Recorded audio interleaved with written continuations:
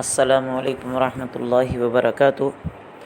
بسم اللہ الرحمن الرحیم۔ عزیز طلبہ، سیرت کے سبق میں ہم غزوہ احد کے بارے میں پڑھ رہے تھے کہ جو 50 آدمیوں کو پہاڑ پر نگرانی کے لیے مقرر کیا گیا تھا، ان کے امیر عبداللہ بن جبیر رضی اللہ تعالیٰ عنہ نے بہت منع کیا، مگر وہ یہ سمجھے کہ اب یہاں کھڑے رہنے کی ضرورت نہیں ہے، ٹھہرنے کی ضرورت نہیں ہے، یہاں سے وہ ہٹ گئے اور نہ رکے۔ ادھر حضرت خالد بن ولید رضی اللہ تعالیٰ عنہ ابھی تک مسلمان نہیں ہوئے تھے، انہوں نے وہاں سے موقع دیکھا تو پیچھے سے اچانک حملہ کر دیا۔ عبداللہ بن جبیر رضی اللہ تعالیٰ عنہ اور ان کے باقی ماندہ چند ساتھیوں نے نہایت جان بازی کے ساتھ مقابلہ کیا اور بالآخر سب کے سب شہید ہو گئے۔ اب راستہ صاف ہو گیا تو خالد اپنے دستے کے ساتھ مسلمانوں پر ٹوٹ پڑے اور دونوں فوجیں اس طرح مل گئیں کہ خود مسلمانوں کے ہاتھوں مسلمان شہید ہونے لگے۔ مصعب بن عمیر رضی اللہ تعالیٰ عنہ شہید ہوئے۔ یہ چونکہ آپ صلی اللہ علیہ وسلم کے مشابہ تھے تو ان کی شہادت سے یہ مشہور ہو گیا کہ آپ صلی اللہ علیہ وسلم شہید ہو گئے ہیں، اور بعض روایات میں ہے کہ کسی شیطان یا مشرک نے زور سے یہ آواز دے دی کہ محمد صلی اللہ علیہ وسلم قتل ہو گئے ہیں۔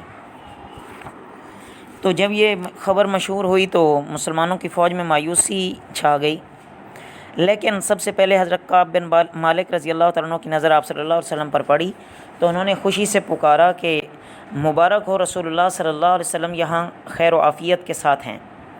یہ سنتے ہی صحابہ آپ صلی اللہ علیہ وسلم کے طرف دوڑے، مگر کفار نے بھی اسی جانب رخ کیا اور کئی مرتبہ آپ صلی اللہ علیہ وسلم پر حملہ کیا، لیکن آپ صلی اللہ علیہ وسلم محفوظ رہے۔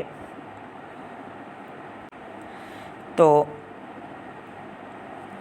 حضرت زیاد بن سکن رضی اللہ تعالیٰ عنہ 4 اصحاب کے ساتھ آگے بڑھے اور سب کے سب نہایت دلیرانہ جان بازی کے ساتھ شہید ہوئے۔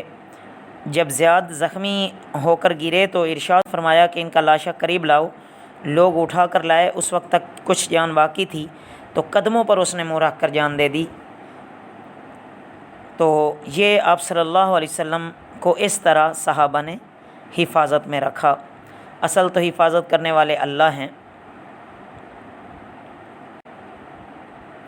یہ اس وقت کی بات ہے جب آپ صلی اللہ علیہ وسلم نے کفار کے ہجوم کو دیکھا تو آپ صلی اللہ علیہ وسلم نے ارشاد فرمایا کہ کون مجھ پر جان دیتا ہے، تو اس وقت حضرت زیاد بن سکن رضی اللہ تعالیٰ عنہ اپنے 4 ساتھیوں کے ساتھ آگے بڑھے اور اس طرح شہادت کا جام نوش کیا۔ آپ صلی اللہ علیہ وسلم کے چہرہ انور کا زخمی ہونا، قریش کا مشہور بہادر عبداللہ بن کمیہ صفوں کو چیرتا ہوا آگے بڑھا اور آپ صلی اللہ علیہ وسلم کے چہرہ انور پر تلوار ماری، جس سے خود کی 2 کڑیاں چہرہ مبارک میں گھس گئیں اور ایک دندان مبارک شہید ہو گیا۔ حضرت صدیق اکبر رضی اللہ تعالیٰ عنہ خود کی کڑیوں کو نکالنے کے لیے آگے بڑھے تو ابو عبیدہ بن جراح رضی اللہ تعالیٰ عنہ نے قسم دے دی کہ خدا کے لیے یہ خدمت مجھے کرنے دو۔ وہ آگے بڑھے اور ہاتھ کی بجائے اپنے منہ سے ان کڑیوں کو کھینچا تو ایک کڑی ایک مرتبہ نکلی اور ساتھ ایک دانت بھی اپنا ٹوٹ گیا۔ پھر دوسری کڑی نکالنے کے لیے پھر قسم دے دی تو دوسرا دانت بھی اسی طرح، دوسری کڑی اس طرح نکالی جس کے ساتھ ابو عبیدہ کا دوسرا دانت بھی گر گیا۔ آپ صلی اللہ علیہ وسلم کے ساتھ اس طرح صحابہ نے اپنی محبت کا اظہار کیا اور جان قربان کرنے تک بھی دریغ نہ کیا۔ صحابہ رضی اللہ تعالیٰ عنہ کی جان نثاری یہ دیکھ کر جان باز صحابہ آپ صلی اللہ علیہ وسلم پر چھا گئے اور تیروں اور تلواروں کی بارش ہو رہی تھی۔ یہ سب صحابہ اپنے اوپر لیتے تھے۔ حضرت ابو دجانہ رضی اللہ تعالیٰ عنہ جھک کر آپ صلی اللہ علیہ وسلم کی ڈھال بن گئے تھے، جو تیر آتا ان کی پشت میں لگتا تھا۔ حضرت طلحہ رضی اللہ تعالیٰ عنہ نے تیروں اور تلواروں کو اپنے اوپر روکا جس سے ہاتھ کٹ گیا، اور جنگ کے بعد دیکھا گیا تو ان کے بدن پر 70 سے زیادہ زخم تھے۔ تو ابو طلحہ رضی اللہ تعالیٰ عنہ کہتے تھے کہ یا رسول اللہ صلی اللہ علیہ وسلم آپ سر نہ اٹھائیے، کوئی تیر آپ کو نہ لگ جائے، اس کے لیے آپ صلی اللہ علیہ وسلم سے پہلے میرا سینہ موجود ہے۔ ایک صحابی رضی اللہ تعالیٰ عنہ نے عرض کیا کہ یا رسول اللہ صلی اللہ علیہ وسلم اگر میں قتل ہو گیا تو میرا ٹھکانہ کہاں ہوگا؟ آپ صلی اللہ علیہ وسلم نے فرمایا کہ جنت میں ان کے ہاتھ میں کچھ کھجوریں تھیں، وہ کھا رہے تھے، یہ سنتے ہی انہیں پھینک کر سیدھے مارکہ میں پہنچے اور بہت زیادہ جوش کے ساتھ قتل و قتال کرنے کے بعد شہید ہو گئے۔ پھر بھی اتنی سخت حالت میں بھی کہ قریش بدبخت انتہائی ظلم و ستم کر رہے ہیں اور آپ صلی اللہ علیہ وسلم پر تیر تلواریں برسا رہے ہیں، لیکن پیغمبر صلی اللہ علیہ وسلم کی زبان پر پھر بھی یہ الفاظ ہیں، اللہم اغفر لی قومی فإنہم لا یعلمون، کہ اے میرے پروردگار میری قوم کو بخش دے کیونکہ وہ جانتے نہیں ہیں۔ چہرہ انور سے خون جاری تھا اور آپ صلی اللہ علیہ وسلم اس کو کسی کپڑے وغیرہ سے صاف فرما رہے تھے، اگر اس خون کا ایک قطرہ بھی زمین پر گر جاتا تو سب پر عذاب خداوندی نازل ہو جاتا۔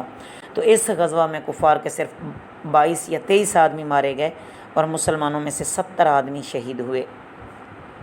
سن 4 ہجری سریہ منظر بجانب بیر معونہ۔